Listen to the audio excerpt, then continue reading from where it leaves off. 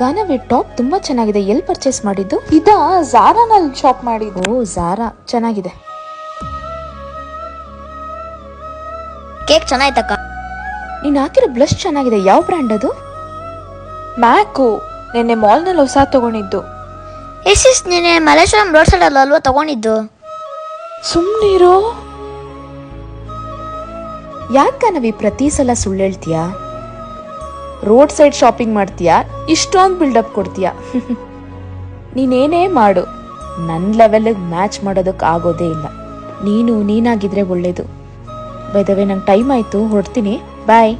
ಬಾಯ್. ಬಾಯಿ ಯಾಕೋ ಮಾಡ್ತೀಯ ಅವಳಿಗೆ? ಬೇಜಾರ್ ಮಾಡ್ಕೋಬೇಡ ಬಿಡಕ್ಕ. ಅದಕ್ಕೆ ಅಮ್ಮ ಹೇಳದ್ದು ದುಡ್ಡಿರೋ ಫ್ರೆಂಡ್ಶಿಪ್ ಮಾಡಬಾರ್ದು ಅಂತ.